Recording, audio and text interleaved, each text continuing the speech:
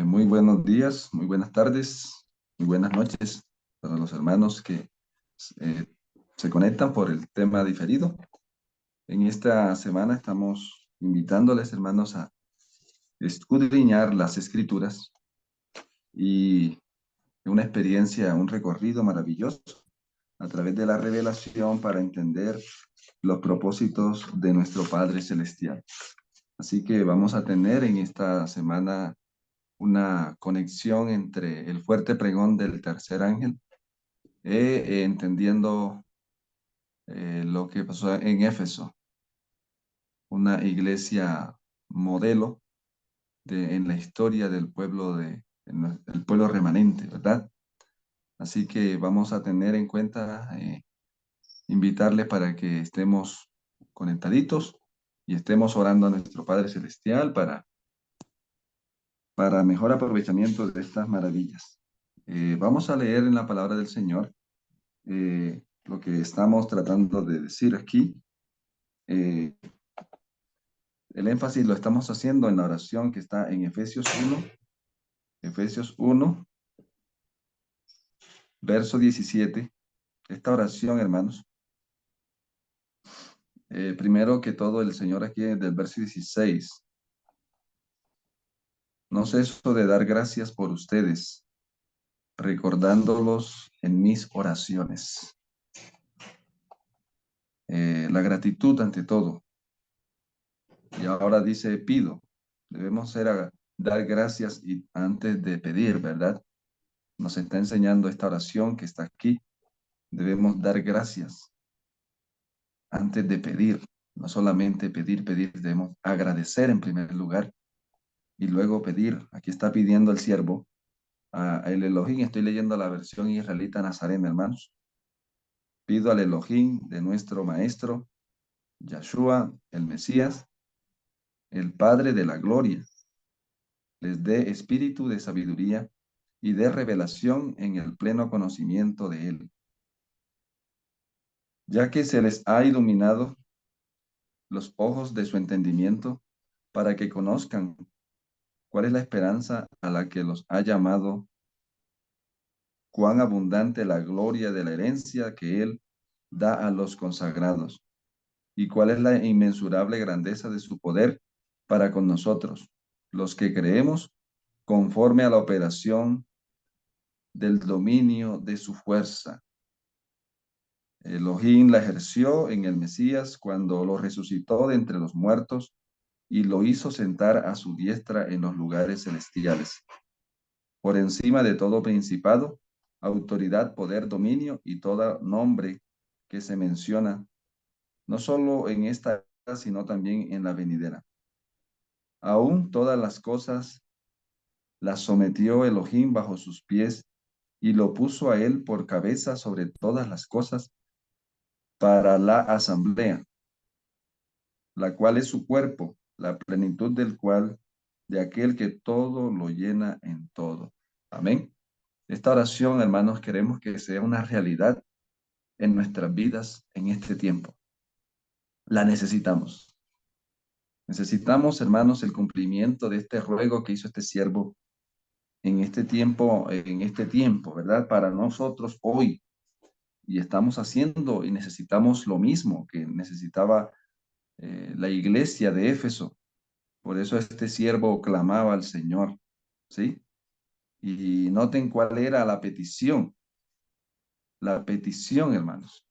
Estos motivos que oraba, ¿no? No estaba orando por las necesidades temporales y materiales. El pedido principal era la necesidad espiritual, ¿sí?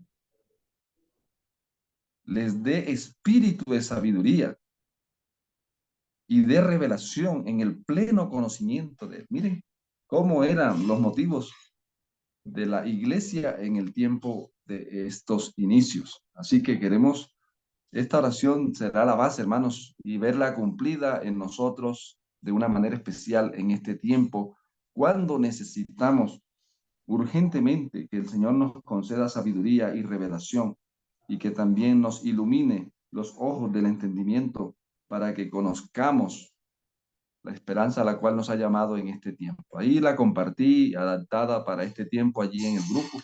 La puede descargar, allí está, y compartirla y memorizarla. Entonces, tenemos aquí, hermanos queridos, algo que nos llena también para este momento, que está aquí en el conflicto de los siglos, en la introducción del libro. ¿Sí? Eh, dice, dice aquí en la parte final, y aquí la parte final, lo animo para que se lo lea, la introducción de este libro, el conflicto de los siglos. El gran conflicto final, Satanás empleará las mismas tácticas manifestará el mismo espíritu y trabajará con el mismo fin que en todas las edades pasadas. Por eso es tan importante estudiar el pasado, para entender el presente, no para quedarnos en el pasado. ¿Sí? Lo que ha sido, volverá a ser. Eclesiastés 1:9, ¿no? Con la circunstancia agravante de que la lucha venidera en el tiempo de ella, ¿no? Esto fue escrito en 1888. Noten, lo que ha sido se volverá a ser con la circunstancia agravante de que la lucha venidera en el tiempo del profeta será señalada por una intensidad terrible, cual el mundo no la vio jamás. Las seducciones de Satanás serán más sutiles, sus ataques más resueltos. Si fuera posible, engañará a los escogidos mismos. Entonces, aquí encontramos esta parte importante. Aquí dice que el Señor le reveló a ella, el Espíritu de Dios, las grandes verdades de su palabra y las escenas del pasado de lo porvenir. Se me mandó que diese a conocer a otros lo que se me había mostrado y que trazase un bosquejo de la historia de la lucha en las edades pasadas, especialmente que la presentase de tal modo que derramase luz sobre la lucha futura. Entonces, vamos a estudiar el pasado para que nos dé luz sobre el presente y el futuro, no para ser arqueólogos espirituales de quedarnos allá en el tema que vamos a tratar. ¿Sí? En este caso, el libro de Efesios y sus implicaciones para nosotros en este tramo que nos tocó vivir, con el fin de que he tratado de escoger y reunir acontecimientos de la historia de la iglesia en forma que quedara bosquejada el desenvolvimiento de las grandes verdades comprobantes o probatorias que en diversas épocas han sido dadas al mundo, han excitado la ira de Satanás y la enemistad de la iglesia amiga del mundo, y han sido sostenidas por el testimonio de aquellos que no amaron sus vidas, exponiéndolas hasta la muerte. Esta es la introducción de esto, hermanos. Entonces vamos a estudiar el pasado para entender el qué, el presente y el futuro. Tenemos aquí dos cosas importantes que primero tener en cuenta. Ubicación, la ubicación del siervo que escribió. ¿Quién escribió esta epístola? ¿Quién es el autor de esta epístola? Apóstol Pablo. El siervo, ¿cierto? Entonces tenemos que ubicarnos, hermanos, primero que todo, para entender los tipos y los antitipos, para entender las sombras y las realidades. ¿Ya? Tenemos que ubicar proféticamente a Pablo, ¿sí? Al siervo, autor de la carta. ¿Estamos? Entonces, y también ubicar a Éfeso, y Éfeso, entonces vamos a comenzar con el siervo, porque es importante, hermanos, para que nosotros logremos entender mejor.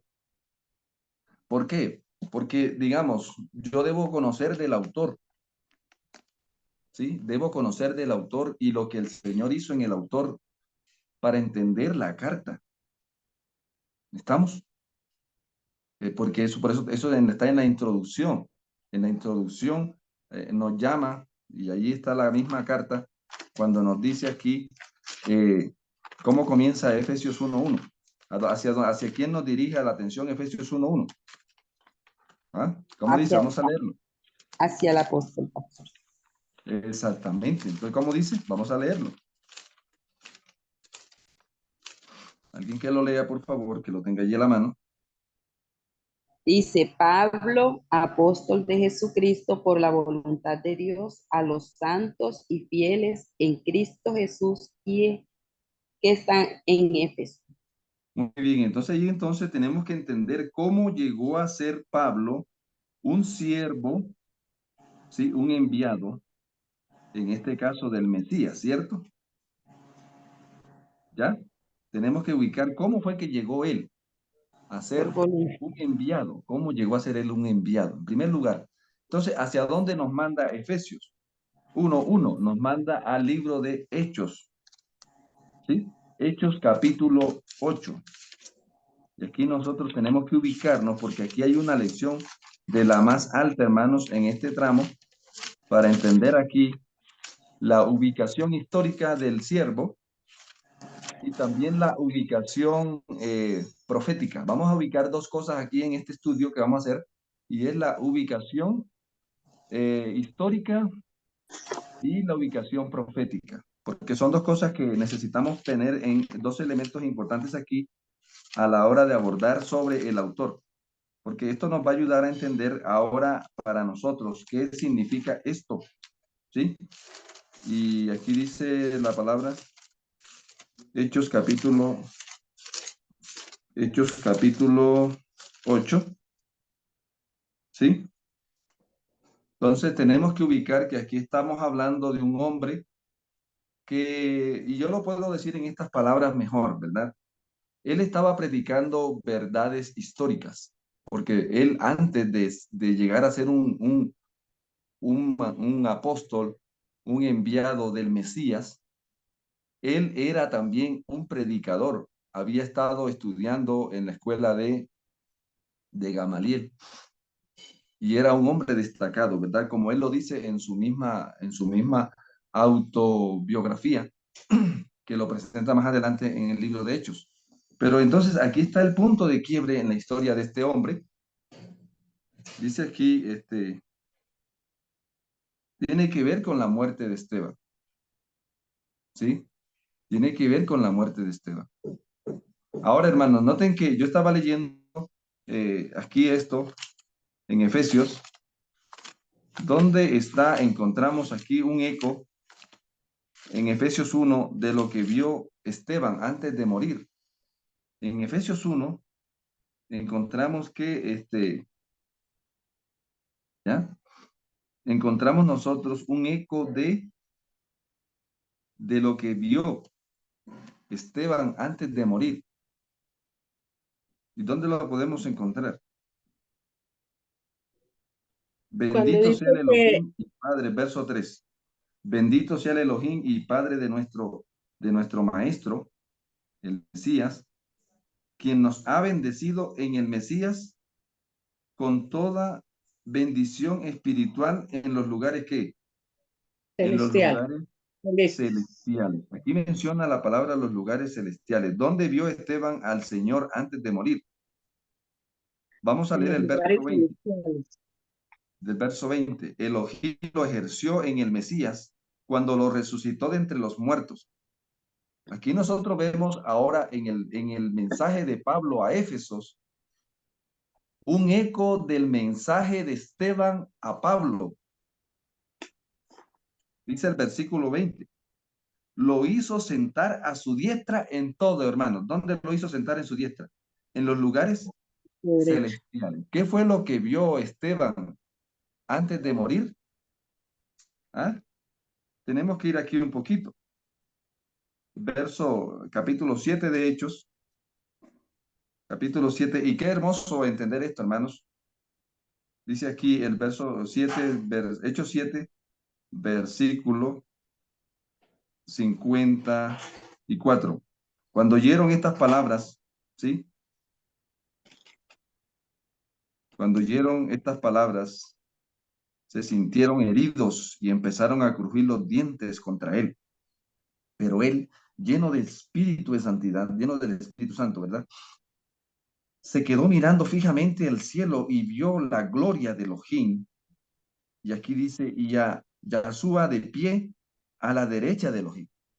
Estoy leyendo la versión israelita nazarena, hermanos. Entonces dijo, miren, estoy viendo en el cielo abierto y al Hijo del Hombre de pie a la derecha de Yahweh. Qué maravilla, ¿cierto? O sea, de pronto, eh, entender esto nos va a ayudar a entender Efesios, cómo ahora muere Esteban, pero resucita ¿a quién? Resucita a Pablo, Pablo. ¿verdad? De la muerte, estaba muerto y ahora en esta experiencia resucita para continuar la obra de Esteban. Es interesante entender la elocuencia de Esteban y ahora él está lleno del Espíritu Santo para continuar predicando el mensaje de quién? Esteban. De Esteban. Y esto tiene una parte importante aquí. Estamos ubicando la ubicación histórica del autor de la carta. ¿Sí? Y hermanos queridos, esto nos ayuda, ¿verdad? En gran manera, porque miren, está llevando ahora, ampliando, el Espíritu Santo está ampliando en Pablo la obra que fue cortada en Esteban. Y los propósitos de Dios son momentos, ¿verdad? Y ahí le dice claramente, luego oyéndolo de rodillas, ¿sí? Ahí dice la palabra en el capítulo 8, versículo 1. Shaul, acá en esta versión dice, Shaulo por su parte aprobaba la que la ejecución de quién? De Esteban. De Esteban. ¿Estamos? En aquel tiempo se desató una gran persecución contra la comunidad que estaba en Jerusalén y ahí está la conversión. Entonces, versículo 9 está la conversión de Pablo. ¿Sí? Perseguidor. Y yo lo podría decir así, hermanos. Pablo era un perseguidor de la verdad presente, porque Pablo estaba en contra de la revelación, de la manifestación que se estaba derramando en su tiempo y él estaba atacando, ¿qué cosa? Estaba atacando la redención presente, estaba atacando la revelación presente del tiempo en el que está viviendo, está atacando la adoración presente y está atacando la testificación presente. ¿Canta? Porque los discípulos llenos del Espíritu estaban presentando la redención presente, la revelación presente, la adoración presente. Y ahora Pablo quería que el pueblo siguiera adorando la redención antigua, la redención histórica, la revelación histórica, la adoración histórica, la testificación histórica. Y aquí es donde encontramos lo del conflicto, cómo se manifestó el conflicto aquí. Y estamos viendo cómo Satanás está usando a un hombre que está sinceramente equivocado, creyendo que el mensaje que él tiene es el mensaje que el mundo necesita y que el mensaje que Dios había mandado ahora a través de los apóstoles, de los que recibieron el Pentecostés, ese mensaje hay que eliminarlo, dice el versículo 9:1. Pablo, respirando todavía amenazas de muerte contra los discípulos del maestro, fue al sumo sacerdote y le pidió cartas. Interesante esto, ¿no? Le pidió carta para la sinagoga de Damasco, autorizado y llevarse detenidos a Jerusalén a todos los que... Y esto aquí aquí hay un, hermanos, un depósito de experiencias que nos ayudan a entender aquí. ¿Quiénes se están oponiendo a la verdad presente? Pastor, aquí yo puedo notar es a Pablo un siervo fiel. Él era siervo de su, como dice usted, antigua verdad presente. Él era un hombre fiel, entregado a lo que él hacía. Él creía hacerlo y lo hacía de corazón pensando que estaba haciendo lo correcto. Por eso Dios vio en Pablo ese esa persona que iba a continuar la obra de Esteban, porque conocía en su corazón por qué no buscó otro, por qué no llamó a otro, pero Dios conocía que Pablo era una persona fiel. Por ser Tremendo. fiel, él pensaba que estaba haciendo y creía en un Dios, en el Dios real, pero él creía que estaba haciendo lo correcto en su afán de ser eh, celoso Celoso. con su verdad que él creía, defender al Dios vivo, al Dios que él creía. Él hizo eso, como dice Perfecto. José, equivocadamente, él lo hacía y por eso Dios vio que era la persona indicada de continuar esa obra cuando lo llama y le dice, yo soy Jesús a quien tú Y persigues. tú O sea, persigue, versículo 4, 9:4, ¿verdad? ajá, Oyó al suelo y lo oyó. Dice, cayó al Pastor, suelo y oyó una voz que decía, Saúl, Saúl, ¿por qué me persigues? Dura cosa te es dar voces contra el aguijón. ¿Quién eres, pastor, Señor? Sí, hermano. buenos días. Bueno, Sí, usted formulaba una pregunta que quiénes eran los que se estaban oponiendo a los mensajeros y al mensaje. Es interesante notar y darnos cuenta que quienes se estaban oponiendo eran los mismos del pueblo. Eso exactamente. mismo va, eso mismo va, va a suceder. Es más, eso mismo está ocurriendo hoy Por eso en vamos, el tramo vamos, vamos, sí, hermano. en el tramo Y que es estamos viviendo. Entonces, por eso es que Dios permite esto. Este estudio tiene un propósito para la iglesia en este tramo y por eso es importante que le demos zoom a la experiencia. Ahora, vamos a mirar aquí, ubicar ya. Entonces, usted tiene que ubicarse primero en la ubicación histórica de Pablo como apóstol. Todo eso, lo que aquí no se ha dicho, pero no hay tiempo, todo eso es un banco de información importantísima. Ahora, hermano, vamos a ubicarnos en la ubicación profética del siervo. ¿En qué tramo profético está viviendo el apóstol en este momento de la conversión de él? Y para lo cual necesitamos irnos rápidamente al libro de Daniel, porque el libro de Daniel establece la cronología perfecta para este tramo de la historia, las 70 semanas. Usted lo puede buscar allí en su Biblia, por favor. Daniel capítulo 9.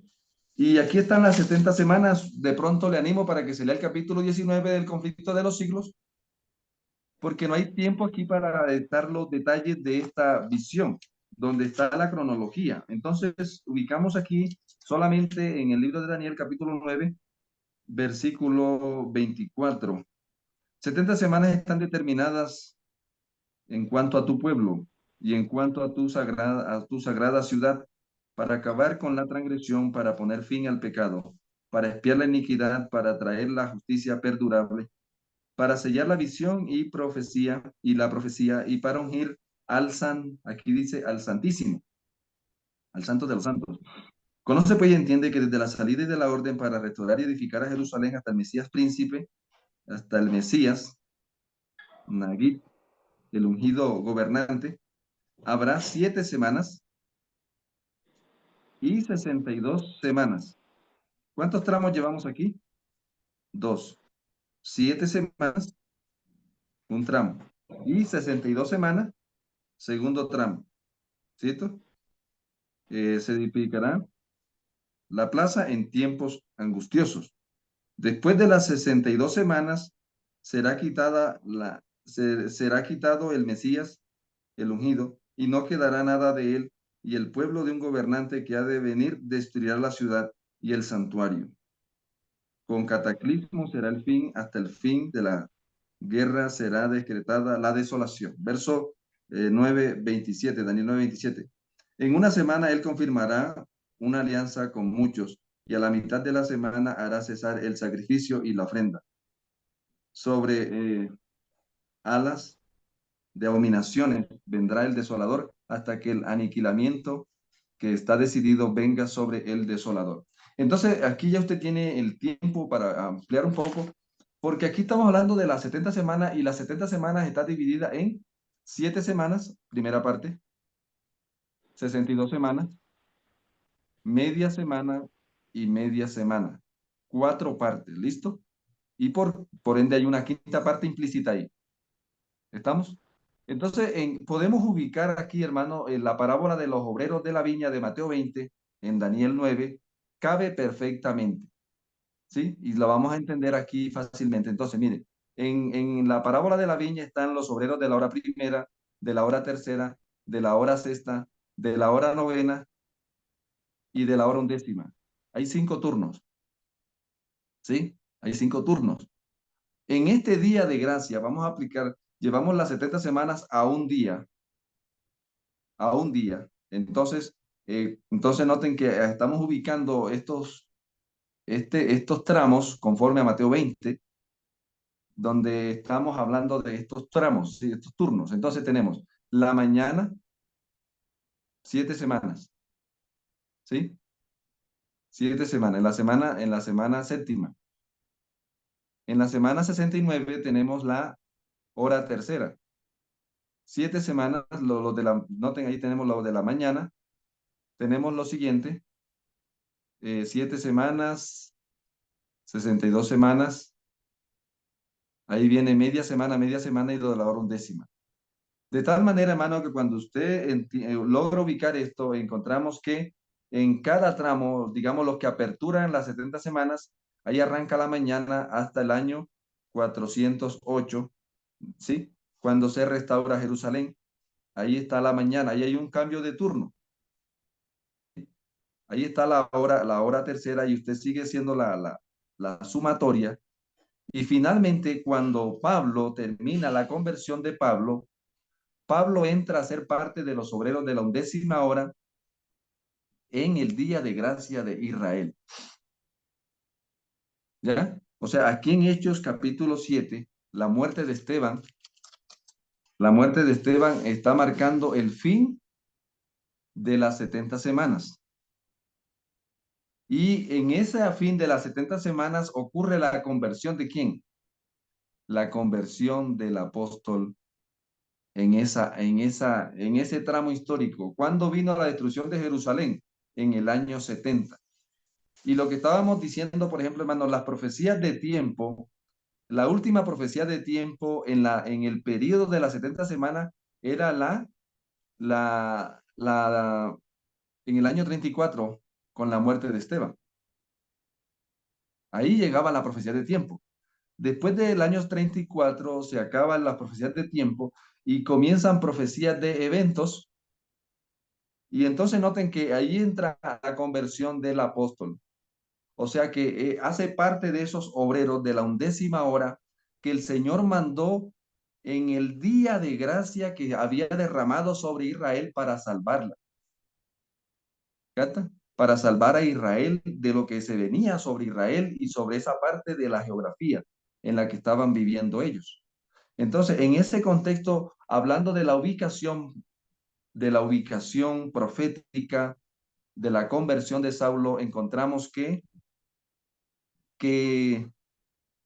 Saulo es un tipo de los obreros de la undécima hora. ¿Ya? Pablo es un tipo de los obreros de la undécima hora que fueron llamados para compartir la buena nueva, la verdad presente de ese tiempo histórico en la historia de Israel.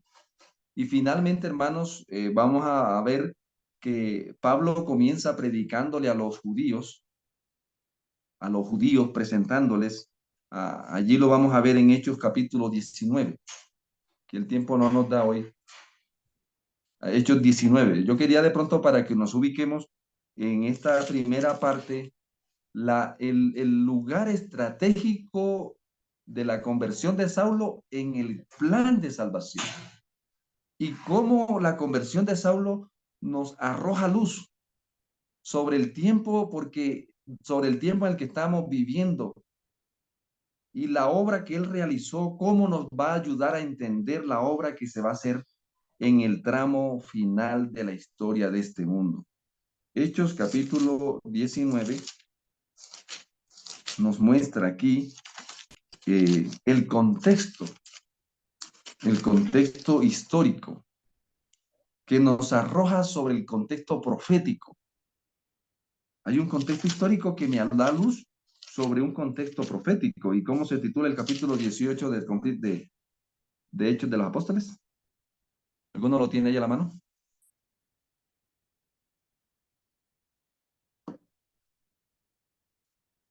Hechos 19.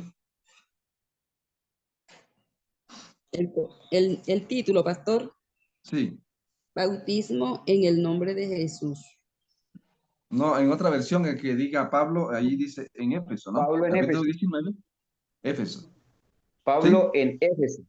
Muy bien. Entonces vamos ahora a ubicar ahí, importante ahora, cuando está el ministerio histórico de este siervo en Éfeso. Y eso nos va a ayudar a entender, hermano, el tiempo en el que estamos viviendo nosotros, porque mire, lo mismo que fue, está haciendo y va a ser como un gravamen, porque no es igual, ¿verdad? Es parecido. Y vamos a encontrar cuál era el problema que había en Éfeso. Bueno, aquí vamos a encontrar varios problemas. El primero está aquí, entonces, verso 18, para decirlo, Hechos 18, 24. 18:24. Algún hermano que lo lea, por favor.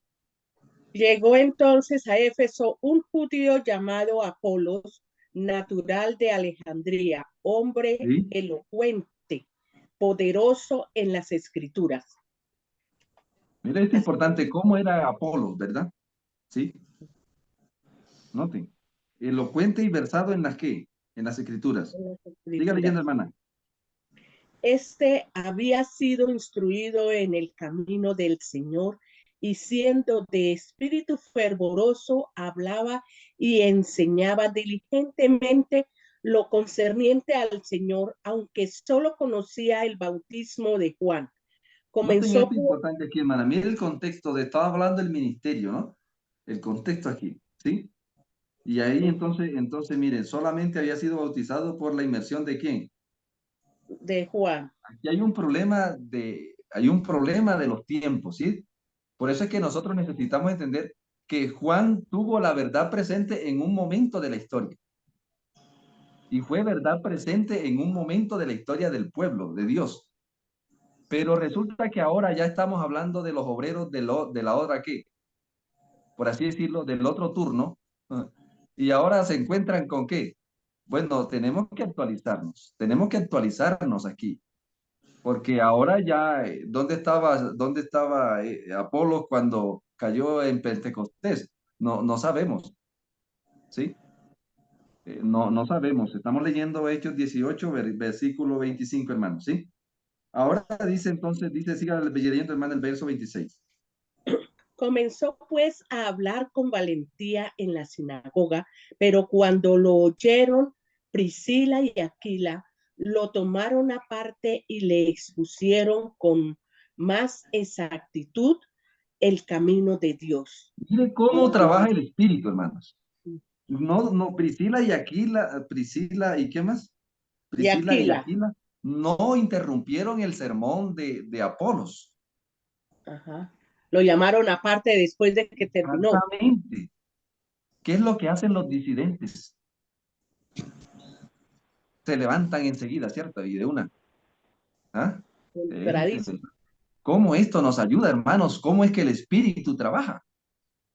Ahora miren cuán sabiamente obra el Espíritu a través de Aquilas y Apolos en la vida de Aquilas y Priscila en la vida de Apolos. ¿Y qué pasó finalmente, hermanos?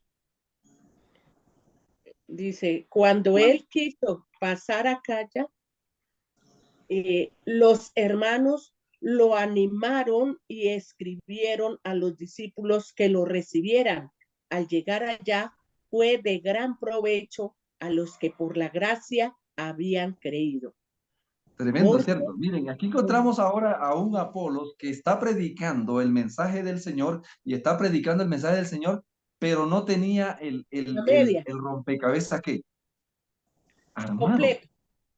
Pero ahora el Señor obra a través de Aquilas y Priscila y entonces o sea, y la humildad de Apolos también es importante resaltarla aquí, porque aquí nos está mostrando el Señor, hermano, cuán importante es la humildad en la vida espiritual. y entender que nosotros no nos la sabemos toda. Por muy bien que estemos predicando el mensaje del Señor, de pronto podemos tener algunas algunas cosas que que no necesitamos. conocemos. Por eso la humildad espiritual es contraria al orgullo intelectual. ¿Sí? El hecho de que uno esté siendo usado por el Espíritu, ahora hermano, noten, y vamos a entender que el Espíritu nos va a usar en la medida en que recibimos la verdad presente. O sea, el Espíritu no se va a derramar para que nosotros prediquemos una verdad a medias o una verdad distorsionada. El Espíritu se va a derramar en una mayor medida en la medida en que nosotros nos ajustamos a la verdad presente. Y estemos ¿Estamos? dispuestos a Estamos escucharla. dispuestos a mejorar. Hermanos, qué bueno. Priscila, gracias. Aquila, gracias por ayudarme. Ahora tengo más argumentos para presentar a mi Señor como el que vino, el que murió, el que resucitó y el que está ahora en donde? En los lugares celestiales. Amén.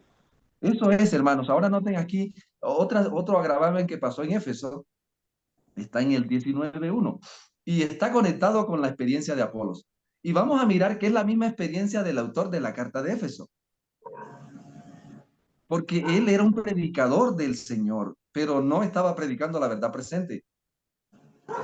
El que escribió la carta de Éfeso, por eso está teniendo paciencia y está reflejando el amor de Dios. Vamos a mirar aquí, y aquí terminamos esta parte, hermanos, que me parece tan importante que la resaltemos. Hechos 19:1.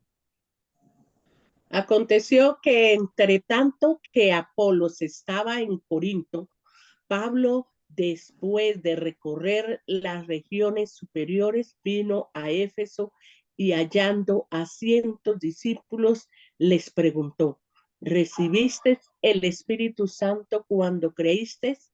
Ellos le dijeron, ni siquiera habíamos oído de que hubiera Espíritu Santo.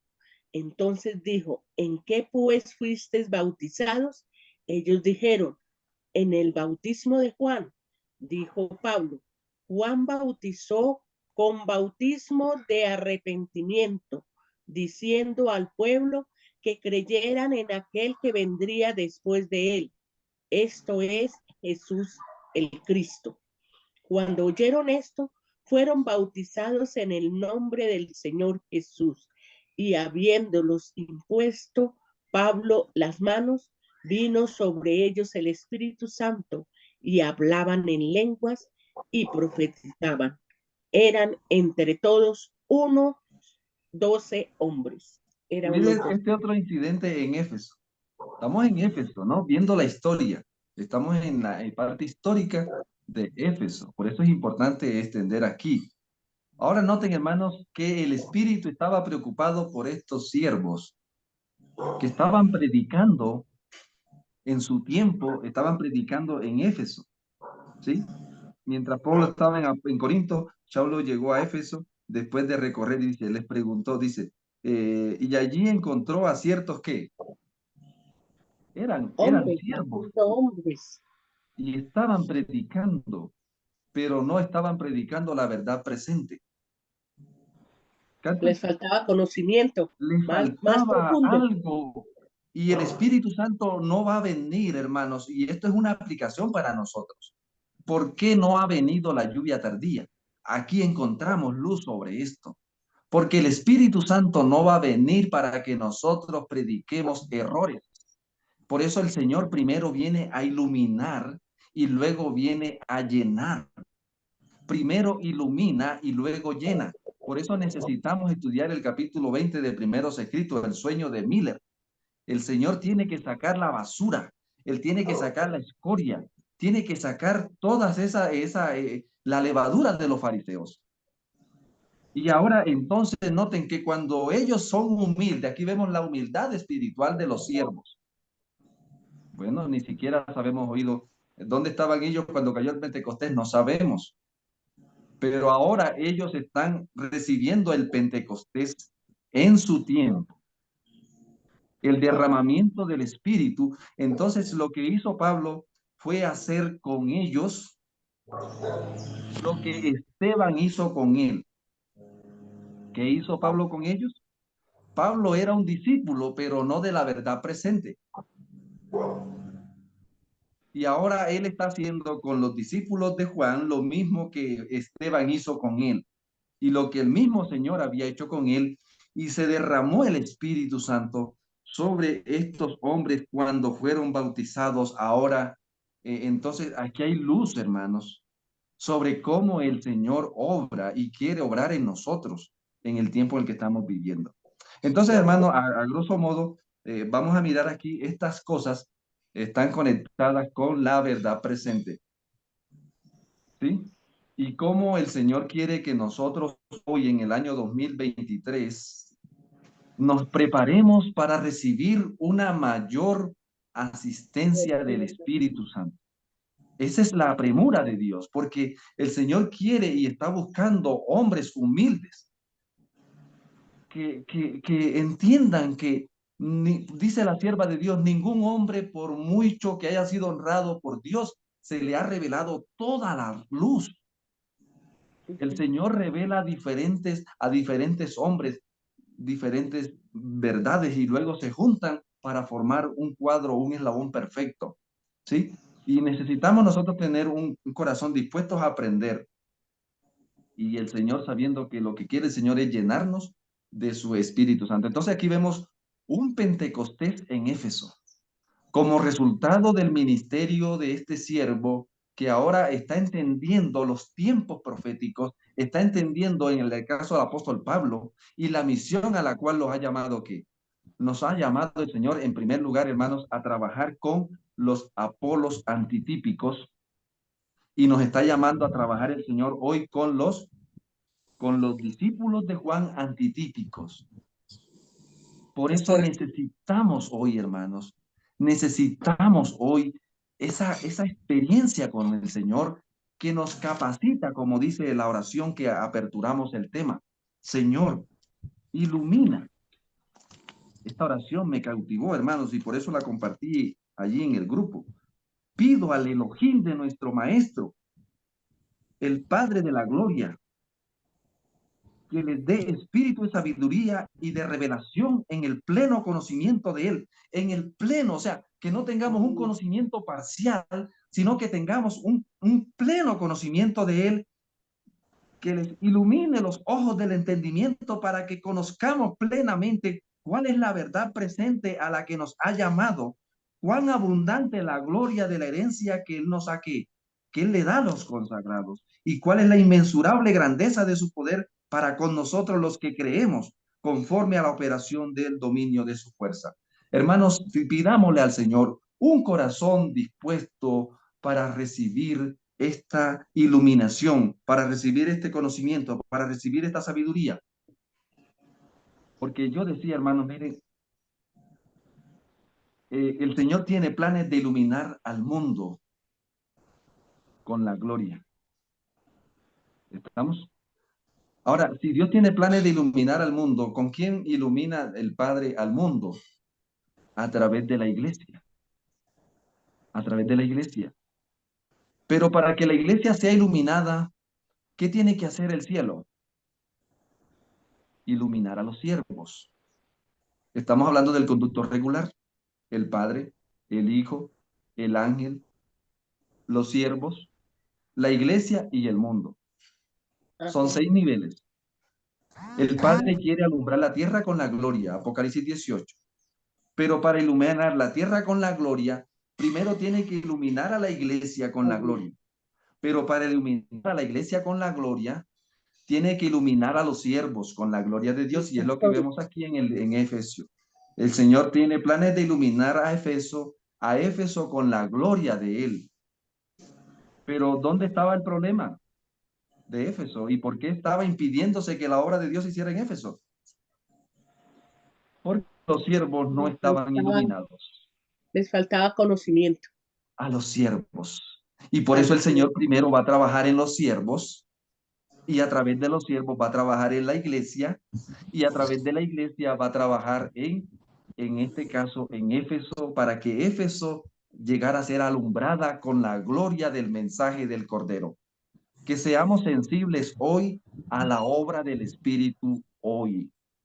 Que seamos sensibles hoy a lo que el Cordero quiere hacer hoy. Que no nos volvamos no nos volvamos, hermanos, arqueólogos espirituales. Solamente Éfeso y allá nos quedamos y nos quedamos allá. No vemos la trascendencia que tiene esto que está pasando aquí para la historia de la iglesia hoy. Vamos a orar, amados. Querido Padre, gracias te damos por la iluminación, por la sabiduría, por el entendimiento, por el conocimiento que has dispuesto para tu pueblo. ¿Quieres alumbrar la tierra? ¿Quieres alumbrar la iglesia? ¿Quieres alumbrar a los siervos? Danos un corazón dócil, sensible a la obra tuya hoy. Señor, danos sabiduría celestial. De los lugares celestiales donde estamos por la fe con tu Hijo, arrójanos luz, Señor, y danos la sabiduría y la humildad para aceptar los errores, Señor, y nos prepares como vasijas para recibir el derramamiento de tu Espíritu en este tiempo. En el nombre de tu eterno Hijo te lo agradecemos. Amén, amén. Amén.